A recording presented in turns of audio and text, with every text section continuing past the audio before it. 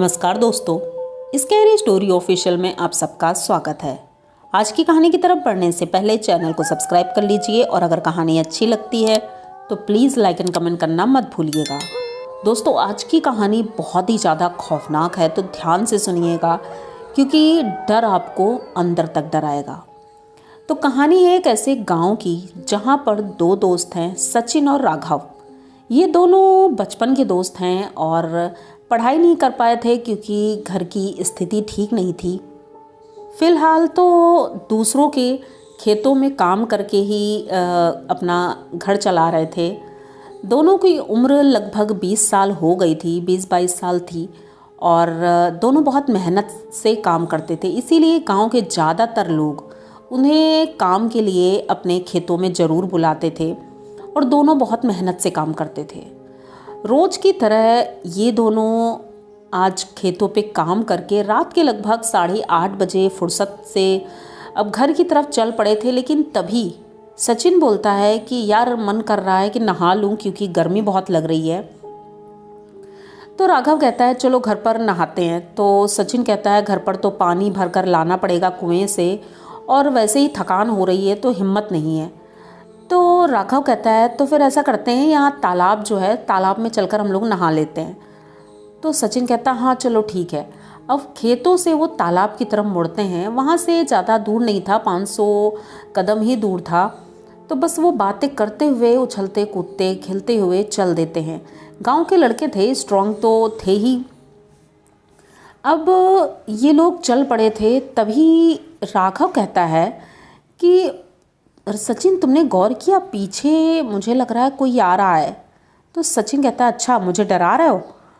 तो कहता नहीं सच में पीछे मुड़कर तो देखो।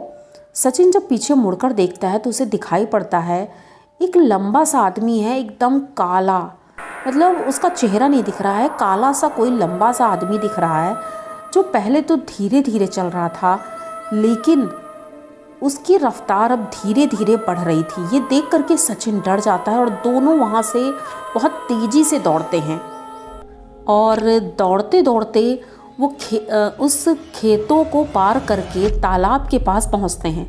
जब तालाब के पास पहुँचते हैं तो देखते हैं वहाँ पर कोई भी नहीं है, एकदम सन्नाटा था, दूर दूर तक कोई भी नहीं दिखाई दे रहा था। यहाँ तक कि गांव के लाइट की रोशनी भी नहीं आ रही थी, कहीं भी कुछ नहीं दिख रहा था। अब दोनों डर की वजह से उनके पैर तो थर-थर काँप रहे थे। उसी तालाब के किनारे जो बड़ा सा चट्टान था, उस चट्टान के ऊपर बैठे ये दोनों अब हिम्मत नहीं कर रही थी कि तालाब में जाकर नहाएं या कहीं जाएं। ये चुपचाप वहीं बैठे रहते हैं। थोड़ी देर बाद राघव कहता है कि अब हमें घर जाना चाहिए क्योंकि बहुत लेट हो गया है, चलो जल्दी से नहाते हैं और नहाकर घर चलते हैं। हो सकता है थकान की वजह से हमें ऐसा लग रहा हो। सचिन कहता है तुम्हारा दिमाग ख़राब है, थकान की वजह से ऐसे आदमी दिखाई पड़ता है? तो कहता हाँ मतलब जो भी है, लेकिन अब हमें हिम्मत करके घर तो जाना ही है। तो दोनों तालाब के अंदर नहाने के लिए जाते हैं। थोड़ी देर तक नहाते हैं, नहाकर राघव बाहर निकलता है।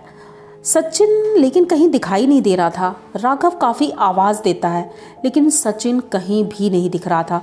वो बहुत परेशान हो जाता है, इधर उधर चिल्लाता है। एक तो अकेला भी था, दूर दूर तक कोई दिखाई भी नहीं दे रहा था। अब राघव बहुत परेशान था, काफ़ी देर तक 2-3 बार अंदर जा कर के भी देखता है लेकिन पानी के अंदर भी कहीं सचिन का कोई पता नहीं था। अब वो भागते हुए सीधे गांव की तरफ जाता है। अब तो डर दूर हो गया था क्योंकि अब ये दूसरा डर ही अंदर कब्जा कर चुका था। अब ये गांव जाता है, गांव वालों को बताता है तो गांव वाले कहते हैं तुम लोगों को तालाब में जाने की क्या ज़रूरत है, वो खूनी तालाब है, वहाँ पर कितनी मौतें हुई हैं, तुम लोगों को पता नहीं है? तो राघव कहता है हम लोगों ने सोचा यहाँ पर किनारे ही नहा लेंगे हम लोग, लेकिन पता नहीं सचिन का कुछ पता नहीं चल रहा है। अब गांव वाले जाते हैं, अब किसी की हिम्मत तो नहीं थी उसके अंदर जाने की, सब डंडा डाल डाल कर दूर दूर से ही देख रहे थे। अब सब बोलते हैं अब दिन में ही होगा जो होगा देखा जाएगा। लेकिन राघव बहुत ज़्यादा डरा था क्योंकि वो जानता था कि अगर सचिन को कुछ हो गया तो उसकी फैमिली का क्या होगा। यही सोच करके वो बहुत दुखी था कि कहीं उसके ऊपर इल्ज़ाम ना आ जाए कि मैंने कुछ कर दिया है। वो घर तो चला जाता है लेकिन रात भर उसे नींद नहीं आती है। सुबह 6 बजे वो गांव वालों के साथ उस तालाब के किनारे जाता है। एक बार फिर से ढूंढने की कोशिश करते हैं लेकिन सचिन कहीं नहीं मिल रहा था। आखिर सचिन गया कहाँ? ये लोग बहुत परेशान होते हैं। अभी तक सचिन के घर वालों को कुछ नहीं बताया गया था। गांव वालों ने सोचा था कि उनके घर वालों को बताएंगे तो वो लोग परेशान हो जाएंगे, क्योंकि उनके घर में सिर्फ उनकी बूढ़ी माँ थी और कोई नहीं था। तो उन्होंने सोचा था उनकी माँ को अगर पता चलेगा तो वैसे ही वो बीमार रहती हैं और सदमे में कुछ हो ना जाए, तो इसलिए उसको कुछ नहीं बताया था। अब राघव अकेला ही बहुत परेशान था। पूरे गांव के लोग परेशान हुए, जाल डाला गया, सब कुछ डाला गया। अंत में सब हार गए और वहाँ से गांव आते हैं। अब वो सोचते हैं कि अब तो सचिन की माँ को बताना ही पड़ेगा। तो राघव डरते हुए दबे कदमों से राघव चल देता है सचिन के घर की तरफ। उनके घर का दरवाज़ा नॉक करता है। काफ़ी देर बाद जब दरवाज़ा नहीं खुलता है तो राघव डर जाता है कि कहीं किसी ने बता तो नहीं दिया, उनकी माँ की तबीयत तो नहीं ख़राब हो गई। अब ये और ज़्यादा डर की वजह से बहुत तेज़ी से दरवाज़ा नॉक कर रहा था। थोड़ी देर बाद दरवाज़ा खुलता है। उनकी माँ आती हैं, दरवाज़ा खोलती हैं और बताती हैं, बेटा तबीयत ठीक नहीं थी, मैं सो गई थी, इसीलिए देर से दरवाज़ा खोला। तो उसकी माँ कहती, क्या हुआ बेटा, तुम लोग परेशान क्यों लग रहे हो, गांव के इतने सारे लोग? तो वो कहता है, अम्मा वो आपसे कुछ कहना था। तो कहती, हाँ बताओ, और तुम 2 दिन से काम पर नहीं गए हो? तो राघव कहता है, नहीं काम पर तो गए थे हम कल, और कल शाम को ही वापस लौटे थे मैं और सचिन। तो कहती, हाँ हाँ मतलब वही, और आज तो गए ही नहीं तुम लोग? तो राघव कहता, हाँ अम्मा वो कुछ बताना था आपसे। तो कहती, हाँ बताओ। तो पहले तो मैं उसकी सचिन की क्लास लेती हूँ, क्योंकि मैंने उससे कहा था कि काम का नागा मत करो, क्योंकि पैसे की बहुत ज़्यादा ज़रूरत है हमें, और देखो घर में कैसे पड़ा हुआ है, सो रहा है वो। जैसे उनकी माँ ने बोला तो अब राघव एकदम से चौंक जाता है। वो कहता है, घर में पड़ा है? अब ये दौड़ करके घर के अंदर जाता है तो देखता है आंगन में जो चारपाई पड़ी थी, उस चारपाई में सचिन सो रहा था। तो राघव कहता है कि उसको जगाता है और देख रहा था बड़े गौर से, आखिर ये क्या है। वो जगाता है, सचिन से पूछता है, तुम यहाँ कब आए?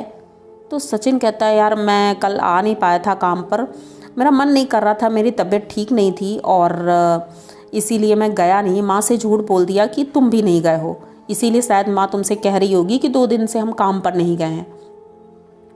अब राघव कुछ समझ नहीं पा रहा था, वो चुपचाप बाहर आता है। गांव के लोग राघव को ही सुनाने लगते हैं कि तुमने रात भर हमें परेशान किया और सुबह भी परेशान किया, लेकिन राघव कहता है, मैं झूठ नहीं बोल रहा हूँ, कल सचिन मेरे साथ ही गया था और हम दोनों साथ में खेतों में काम करने गए थे, उसके बाद तालाब की तरफ गए थे। उससे पहले मैं कभी शाम के वक्त तालाब नहीं गया था। अब गाँव के जो मुखिया थे उन्होंने कहा कि हो न हो वो उस तालाब का राक्षस ही है जो तुम्हें उस तालाब तक ले गया था, शायद तुम्हें मारने की कोशिश की होगी, लेकिन तुम बच गए। पर बच कैसे गए? क्योंकि उस तालाब के किनारे जाने के बाद कोई इंसान वापस नहीं आता है। राघव कहता है कि हो सकता है मेरी माँ की दुआ और माँ का बनाया हुआ ये ताबीज़ मैं अपने गले में हमेशा पहनता हूँ, शायद इस वजह से मैं बच गया। अब ये बात सुन करके तो राघव की माँ भी चौंक जाती है कि क्या मेरा बेटा मर सकता था, ये सोच करके ही उनकी रूह कांप जाती है। लेकिन राघव आज भी ये सोचता है कि ऐसा कैसे हो सकता है, मुझे तो लगा मैं सचिन के साथ ही गया था और सचिन के साथ ही वापस आया, तो आखिर वो कैसे, मतलब वो एक इंसान नहीं था, वो राक्षस था, प्रेत था, क्या था? ये बात राघव आज भी भूल नहीं पाता है। राघव का ये एक्सपीरियंस आप लोगों को कैसा लगा? अगर अच्छा लगा हो तो प्लीज़ चैनल को सब्सक्राइब करिए, लाइक कमेंट करिए, शेयर करिए, और इसी तरह की नई नई कहानियाँ मैं लेकर आती रहती हूँ। तो मिलते हैं फिर किसी नई कहानी में, तब तक के लिए डरते रहिए।